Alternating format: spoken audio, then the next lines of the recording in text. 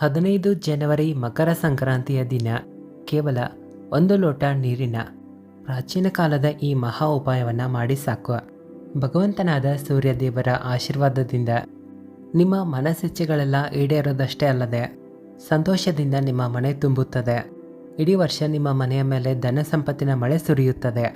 ಸ್ನೇಹಿತರೆ, ಇಲ್ಲಿ ನಾವು ನಿಮ್ಗೆ ಹೇಳಬೇಕಂದ್ರೆ 15 ಜನವರಿ 2024ರಂದು ಮಕರ ಸಂಕ್ರಾಂತಿಯ ಪಾವನ ಹಬ್ಬ ಶುರುವಾಗುತ್ತದೆ. ಮಕರ ಸಂಕ್ರಾಂತಿಯ ದಿನ ವೇದ ಪುರಾಣಗಳ ಅನುಸಾರವಾಗಿ ಭಗವಂತನಾದ ಸೂರ್ಯದೇವರು ಧನು ರಾಶಿಯನ್ನು ಬಿಟ್ಟು ಮಕರ ರಾಶಿಗೆ ಪ್ರವೇಶ ಮಾಡ್ತಾರೆ. ಇನ್ನೊಂದೆಡೆ ಜ್ಯೋತಿಷಾಸ್ತ್ರದ ಅನುಸಾರವಾಗಿ ಮಕರ ಸಂಕ್ರಾಂತಿಯ ದಿನ ಭಗವಂತನಾದ ಸೂರ್ಯದೇವರು ತಮ್ಮ ಮಗನಾದ ಭಗವಂತನಾದ ಶನಿದೇವರನ್ನ ಭೇಟಿಯಾಗಲು ಹೋಗ್ತಾರೆ. ಸ್ನೇಹಿತರೆ, ಈ ಬಾರಿ ಮಕರ ಸಂಕ್ರಾಂತಿಯ ಹಬ್ಬವು ಸೋಮವಾರದ ದಿನ ಇರುತ್ತದೆ. ಈ ಬಾರಿ ಮಕರ ಸಂಕ್ರಾಂತಿಯ ದಿನ ಪೂರ್ತಿಯಾಗಿ 41 ರೀತಿಯ ಶುಭ ಯೋಗಗಳ ನಿರ್ಮಾಣ ಆಗುತ್ತಿದೆ. ಇಂತಹ ಶುಭ ಸಮಯವು ಪೂರ್ತಿಯಾಗಿ 111 ವರ್ಷಗಳ ನಂತರ ಬಂದಿದೆ. ಈ ದಿನ ಶಿವಯೋಗ, ಶನಿಯೋಗ, ಸೂರ್ಯಯೋಗ, ಬ್ರಹ್ಮಯೋಗ, ಇಂದ್ರಯೋಗ, ಸತಲಜ ಯೋಗ ಈ ರೀತಿಯ ಟೋಟಲ್ ಆಗಿ 41 ರೀತಿಯ ಶುಭ ಯೋಗಗಳು ಬಂದಿವೆ. ಶಾಸ್ತ್ರಗಳ ಅನುಸಾರವಾಗಿ ಈ ದಿನ ಮಾಡಿದಂಥ ಪೂಜೆ, ಸಾಧನೆ, ಕ್ರಿಯೆಗಳಿಂದ ವ್ಯಕ್ತಿಗೆ ಜೀವನದ ಎಲ್ಲ ಕಷ್ಟ ಸಮಸ್ಯೆಗಳಿಗೆ ಮುಕ್ತಿ ಸಿಗುತ್ತದೆ. ಮಕರ ಸಂಕ್ರಾಂತಿಯ ದಿನ ಭಗವಂತನಾದ ಸೂರ್ಯದೇವರ ಮತ್ತು ಶನಿದೇವರ ಆಶೀರ್ವಾದವನ್ನು ಪಡೆದುಕೊಳ್ಳಲು ಸರ್ವೋತ್ತಮ ದಿನ ಅಂತ ತಿಳಿಯಲಾಗಿದೆ. ಯಾಕಂದರೆ ಮಕರ ಸಂಕ್ರಾಂತಿಯ ಹಬ್ಬವು ಈ ಬಾರಿ ಸೋಮವಾರದ ದಿನ ಇರುತ್ತದೆ. ಅಂದರೆ ಈ ದಿನ ಭಗವಂತನಾದ ಶಿವನು ಜಾಗೃತ ಅವಸ್ಥೆಯಲ್ಲಿ ಇರ್ತಾರೆ. ಯಾಕಂದರೆ ಸೋಮವಾರದ ದಿನ ಒಂದು ವೇಳೆ ಶಿವನ ಪೂಜೆ ಪಾಠಗಳನ್ನು ಮಾಡಿದ್ರೆ ಒಬ್ಬ ವ್ಯಕ್ತಿಗೆ ತಕ್ಷಣವೇ ತನ್ನ ಜೀವನದಲ್ಲಿ ಭಗವಂತನಾದ ಶಿವನ ಆಶೀರ್ವಾದಗಳು ಸಿಗುತ್ತವೆ. ಮತ್ತು ಮಕರ ಸಂಕ್ರಾಂತಿಯ ಹಬ್ಬವು ಸೋಮವಾರದ ದಿನ ಇರುತ್ತದೆ. ಅಂದರೆ ಈ ದಿನ ಮಾಡಿದಂಥ ಪೂಜೆಯಿಂದ ನಿಮಗೆ ಸಾಕ್ಷಾತ್ ಭಗವಂತನಾದ ಶಿವನು, ಭಗವಂತನಾದ ಸೂರ್ಯದೇವರು ಮತ್ತು ಶನಿದೇವರ ಆಶೀರ್ವಾದ ಕೃಪೆ ಸಿಗುತ್ತದೆ. ಈ ರೀತಿಯಾದ ಅದ್ಭುತ ಸಮಯವು ಪೂರ್ತಿಯಾಗಿ 111 ವರ್ಷಗಳ ನಂತರ ಬಂದಿದೆ. ಇಲ್ಲಂತೂ ಮಕರ ಸಂಕ್ರಾಂತಿಯ ದಿನ ಮುಂಜಾನೆ ಬ್ರಹ್ಮ ಮುಹೂರ್ತದ ಸಮಯದಲ್ಲಿ ಎದ್ದೇಳಬೇಕಾಗುತ್ತೆ. ಯಾವುದಾದ್ರೂ ಪವಿತ್ರ ನದಿಗಳಲ್ಲಿ ಸ್ನಾನ ಮಾಡಲಾಗುತ್ತೆ. ಪೂರ್ತಿ ದಿನ ವ್ರತವನ್ನು ಕೆಲವರು ಮಾಡ್ತಾರೆ. ವಿಧಿವಿಧಾನಗಳಿಂದ ಪೂರ್ತಿ ದಿನ ಪೂಜೆ ಪಾಠಗಳನ್ನು ಕೆಲವರು ಮಾಡ್ತಾರೆ. ಶಾಸ್ತ್ರಗಳ ಅನುಸಾರವಾಗಿ ಈ ರೀತಿ ಏನಾದರೂ ಮಕರ ಸಂಕ್ರಾಂತಿಯ ದಿನ ಮಾಡಿದ್ರೆ ಇದು ಅತ್ಯಂತ ಶುಭ ಆಗಿರುತ್ತದೆ.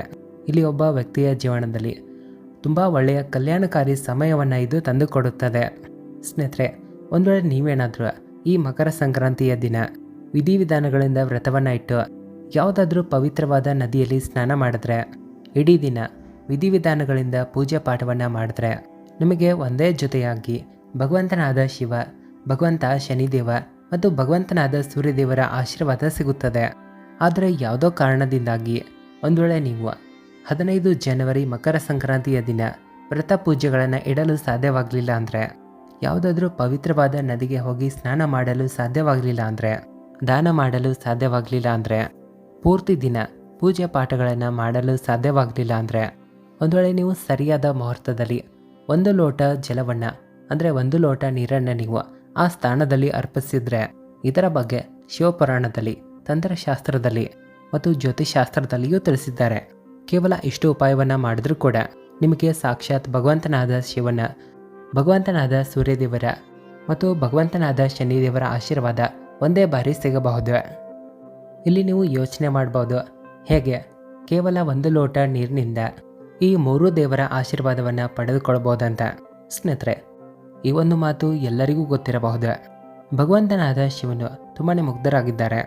ಒಂದು ವೇಳೆ ಯಾವುದಾದ್ರೂ ವ್ಯಕ್ತಿಗಳು ಒಳ್ಳೆಯ ಶ್ರದ್ಧೆ ಭಕ್ತಿಯಿಂದ ಅವರಿಗೆ 1 ಲೋಟ ನೀರನ್ನು ಅರ್ಪಿಸಿದ್ರು, ಭಗವಂತನಾದ ಶಿವನು ಆ ವ್ಯಕ್ತಿಗೆ ತನ್ನ ಆಶೀರ್ವಾದವನ್ನು ನೀಡುತ್ತಾರೆ. ಇನ್ನೊಂದೆಡೆ ನೀವು ಸಹ ನೋಡಿರಬಹುದು, ನಿಮ್ಮ ಮನೆಯಲ್ಲಿರುವಂಥ ಹಿರಿಯರು ಸ್ನಾನ ಆದ ನಂತರ 1 ಲೋಟ ನೀರನ್ನು ಸೂರ್ಯದೇವರಿಗೆ ಅರ್ಪಿಸ್ತಾರೆ. ಈ ರೀತಿ ಮಾಡುವುದು ನಮ್ಮ ವೇದ ಪುರಾಣಗಳಲ್ಲಿ ಅತ್ಯಂತ ಶುಭ ಅಂತ ತಿಳಿಸಿದ್ದಾರೆ. ಒಂದು ವೇಳೆ ಈ ರೀತಿಯಾಗಿ ಯಾವುದಾದ್ರೂ ವ್ಯಕ್ತಿ ಮಾಡಿದ್ರು ಆ ವ್ಯಕ್ತಿಯ ಭಾಗ್ಯೋದಯ ಆಗುತ್ತದೆ. ಯಾಕಂದರೆ ಸೂರ್ಯದೇವರ ಕೈಗಳಲ್ಲಿ ಒಬ್ಬ ವ್ಯಕ್ತಿಯ ಜೀವನದ ಭಾಗ್ಯದ ನಿಯಂತ್ರಣ ಇರುತ್ತದೆ. ಸ್ನೇಹಿತರೆ, ಒಂದು ವೇಳೆ ನೀವೇನಾದರೂ ಈ ಮಕರ ಸಂಕ್ರಾಂತಿಯ ದಿನ ಕೇವಲ 1 ಲೋಟ ನೀರಿನ ಉಪಾಯವನ್ನು ಆ ರೀತಿಯಾಗಿ ಏನಾದರೂ ಮಾಡಿದ್ರೆ ಅವುಗಳ ಬಗ್ಗೆ ಒಂದೊಂದಾಗಿ ಈ ವಿಡಿಯೋದಲ್ಲಿ ತಿಳಿಸ್ಕೊಡ್ತೀವಿ. ನಂಬಿಕೆ ಇಡಿ, ಇಲ್ಲಿ ಕೇವಲ ನಿಮ್ಮ ಜನ್ಮ ಜನ್ಮಾಂತರದ ಬಡತನ, ದರಿದ್ರತೆ ಕಷ್ಟಗಳಿಂದ ಮುಕ್ತಿ ಸಿಗೋದಷ್ಟೇ ಅಲ್ಲದೆ ಈ ಉಪಾಯವನ್ನು ಮಾಡಿದ ನಂತರ ನಿಮ್ಮಲ್ಲಿ ಯಾವುದೇ ರೀತಿಯ ಮನಸ್ಸಿಚ್ಛೆ ಇದ್ದರೂ, ಉದಾಹರಣೆಗಾಗಿ ನೀವು ನೌಕರಿಯ ತಯಾರಿ ಮಾಡ್ತಾ ಇದ್ರೆ ನಿಮಗೆ ನೌಕರಿ ಸಿಗಬಹುದು, ನಿಮ್ಮ ನಿಂತು ಹೋದ ವ್ಯಾಪಾರ ನಡೆಯುತ್ತದೆ, ನಿಮ್ಮ ಜೀವನದಲ್ಲಿ ಧನ ಸಂಪತ್ತು ಬರಲು ಶುರು ಮಾಡುತ್ತದೆ, ನಿಮ್ಮ ಜೀವನದಲ್ಲಿ ಯಾವ ಧನ ಸಂಪತ್ತು ಬರುತ್ತದೆಯೋ ಅದರಲ್ಲಿ ವೃದ್ಧಿ ಆಗುತ್ತದೆ, ನಿಮ್ಮ ಮನೆಯ ಉದ್ಧಾರ ಆಗುತ್ತದೆ, ನಿಮ್ಮ ಮನೆಯ ಉನ್ನತಿಯೂ ಆಗುತ್ತದೆ, ನಿಮ್ಮ ನವಗ್ರಹಗಳು ನಿಮಗೆ ಸಾಥ್ ಕೊಡಲು ಶುರು ಮಾಡುತ್ತವೆ. ನಂಬಿಕೆ ಇಡೀ ವರ್ಷ ನೀವು ಯಾವುದೇ ರೀತಿಯ ಸಮಸ್ಯೆಗಳನ್ನು, ಅಡಚಣೆ, ಕಷ್ಟಗಳನ್ನು ಎದುರಿಸುವ ಸ್ಥಿತಿಯೇ ಬರೋದಿಲ್ಲ. ಹಾಗಾಗಿ ಈ ವಿಡಿಯೋವನ್ನು ಲಾಸ್ಟ್ ತನಕ ಅಂತ್ಯದವರೆಗೆ ಎಲ್ಲಿಯೂ ಸ್ಕಿಪ್ ಮಾಡದೆ ವಿಡಿಯೋವನ್ನು ಓಡಿಸದೆ ನೋಡಿರಿ. ಯಾಕಂದರೆ ಮಕರ ಸಂಕ್ರಾಂತಿಯ ದಿನ ನಿಮಗಾಗಿ ಒಂದು ಒಳ್ಳೆಯ ಅದೃಷ್ಟವಂತ ಸಮಯವೂ ಆಗಿದೆ. ಇಲ್ಲಿ ಒಂದೇ ಬಾರಿ ಭಗವಂತನಾದ ಶಿವ, ಭಗವಂತನಾದ ಸೂರ್ಯದೇವರು ಮತ್ತು ಶನಿದೇವರ ಆಶೀರ್ವಾದವನ್ನು ಪಡೆಯುವಿರಿ. ಹಾಗಾಗಿ ವಿಡಿಯೋವನ್ನು ಲಾಸ್ಟ್ವರೆಗೂ ಎಲ್ಲಿಯೂ ಓಡಿಸದೆ ನೋಡಿರಿ.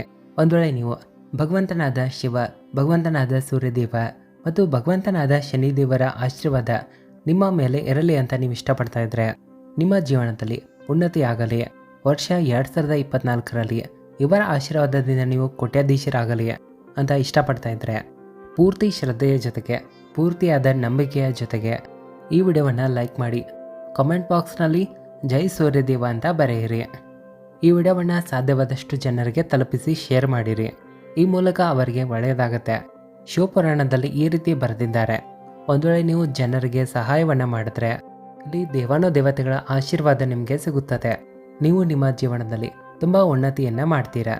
ಹಾಗಾಗಿ ಸ್ನೇಹಿತರೆ, ಈ ವಿಡಿಯೋವನ್ನು ತಕ್ಷಣವೇ ಲೈಕ್ ಮಾಡಿರಿ. ಎಷ್ಟು ಜನರಿಗೆ ಶೇರ್ ಮಾಡೋಕ್ಕಾಗುತ್ತೋ ಅಷ್ಟು ಜನರಿಗೆ ಶೇರ್ ಮಾಡಿ ತಲುಪಿಸಿರಿ. ಸ್ನೇಹಿತರೆ, ಎಲ್ಲಕ್ಕಿಂತ ಮೊದಲನೇ ಉಪಾಯ ಭಾಗ್ಯವು ಸಾಥ್ ಕೊಡೋದಾಗಿದೆ. ಸ್ನೇಹಿತರೆ, 2024ನೇ ಇಸವಿಯಲ್ಲಿ ಇಡೀ ವರ್ಷ ನಿಮ್ಮ ಭಾಗ್ಯವು ನಿಮಗೆ ಸಾಥ್ ಕೊಡಲಿ ಅಂತ ನೀವು ಇಷ್ಟಪಡ್ತಾ ಇದ್ರೆ, ಭಗವಂತನಾದ ಸೂರ್ಯದೇವರ ಆಶೀರ್ವಾದದಿಂದ ಇಡೀ ವರ್ಷ ದುರ್ಭಾಗ್ಯ ನಿಮ್ಮಿಂದ ದೂರ ಇರಲಿ ಅಂತ ಬಯಸ್ತಾ ಇದ್ರೆ, ಕೇವಲ 15 ಜನವರಿಯ ದಿನ ಒಂದು ಚಿಕ್ಕ ಉಪಾಯವನ್ನು ನೀವು ಮುಂಜಾನೆ ಸ್ನಾನ ಆದ ನಂತರ ಮಾಡಿರಿ. ಇಲ್ಲಿ ಒಂದು ತಾಮ್ರದ ಲೋಟವನ್ನು ತೆಗೆದುಕೊಂಡು ಅದರಲ್ಲಿ ಯಾವುದಾದ್ರೂ ಗಂಗಾಜಲ ಅಥವಾ ಶುದ್ಧವಾದ ನದಿಯ ನೀರನ್ನು ಹಾಕಿರಿ. ಮಾರ್ಕೆಟ್ನಲ್ಲಂತೂ ಗಂಗಾಜಲ ನಿಮಗೆ ಸುಲಭವಾಗಿ ಸಿಗುತ್ತೆ. ನಂತರ ಇದರಲ್ಲಿ ಕೆಲವು ವಸ್ತುಗಳನ್ನು ಹಾಕಬೇಕು. ಅಂದರೆ ಒಂದು ಚಿಟಿಕೆಯಷ್ಟು ಅರಿಶಿನ ಪುಡಿ, ಸ್ವಲ್ಪ ಅಕ್ಷತೆಗಳು, ಒಂದು ಕೆಂಪು ಬಣ್ಣದ ಹೂವನ್ನು ಹಾಕಿದ್ರೆ ಸಾಕು. ಇವುಗಳನ್ನು ತೆಗೆದುಕೊಂಡು ನಿಮ್ಮ ಮನೆಯ ಮಾಳಿಗೆ ಮೇಲೆ ನೀವು ಹೋಗಬೇಕು. ಇಲ್ಲಿ ಹೋದ ನಂತರ ಇಲ್ಲಿ ನೀವು ನಿಮ್ಮ ಮುಖವನ್ನು ಪೂರ್ವ ದಿಕ್ಕಿಗೆ ಮಾಡಿಕೊಂಡು ನಿಲ್ಲಬೇಕು.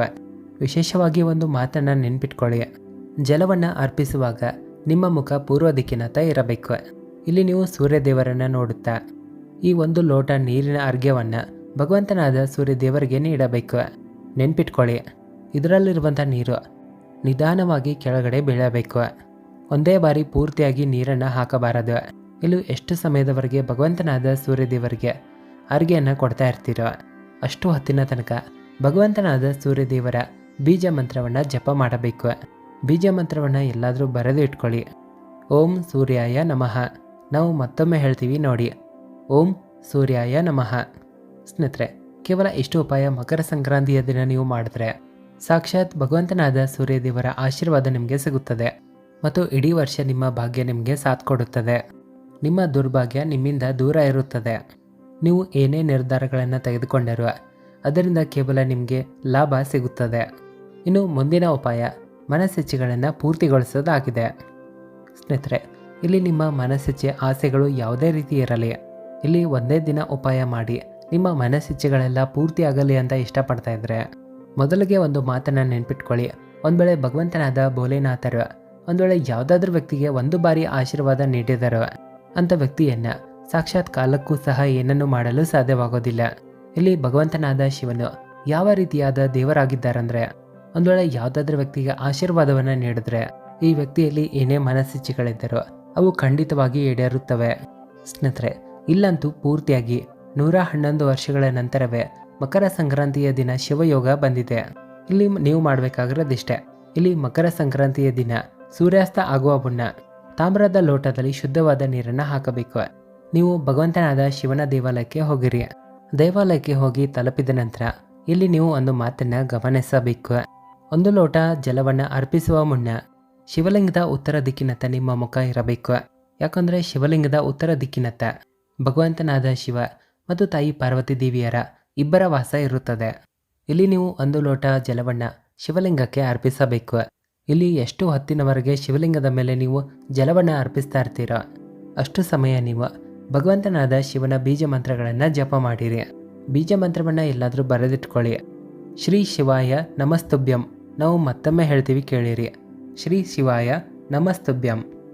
ಯಾವಾಗ ನೀವು 1 ಲೋಟ ಜಲವನ್ನು ಶಿವನಿಗೆ ಅರ್ಪಿಸ್ತೀರೋ ಇದಾದ ನಂತರ ನಿಮ್ಮ ಮನಸ್ಸಿಚ್ಛೆಗಳನ್ನು ಬೇಡಿಕೊಳ್ಳಿರಿ. ಕೇವಲ ಇಷ್ಟ ಉಪಾಯ ನೀವು ಮಕರ ಸಂಕ್ರಾಂತಿಯ ದಿನ ಮಾಡಿದ್ರೆ ನಂಬಿಕೆ ಇಡಿ, ಭಗವಂತನಾದ ಶಿವನ ಆಶೀರ್ವಾದ ನಿಮಗೆ ಸಿಗುತ್ತದೆ.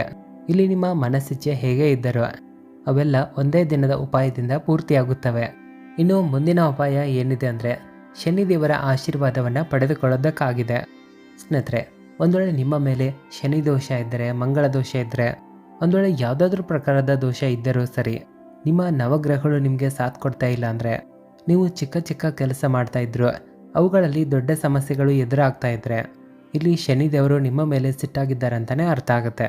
ಇಲ್ಲಿ ಒಂದೇ ದಿನದ ಉಪಾಯದಿಂದ ಭಗವಂತನಾದ ಶನಿದೇವರ ಆಶೀರ್ವಾದ ನಿಮಗೆ ಸಿಗಲಿ ಅಂತ ಇಷ್ಟಪಡ್ತಾ ಇದ್ರೆ ಇಲ್ಲಿ ಕೇವಲ ನೀವು ಮಾಡಬೇಕಾಗಿರೋದಿಷ್ಟೇ. ಈ ಮಕರ ಸಂಕ್ರಾಂತಿಯ ದಿನ 1 ಲೋಟ ಶುದ್ಧ ನೀರನ್ನು ನೀವು ತೆಗೆದುಕೊಳ್ಬೇಕು. ಇಲ್ಲಿ ಲೋಟ ತಾಮ್ರದ್ದಾಗಿರಬೇಕು.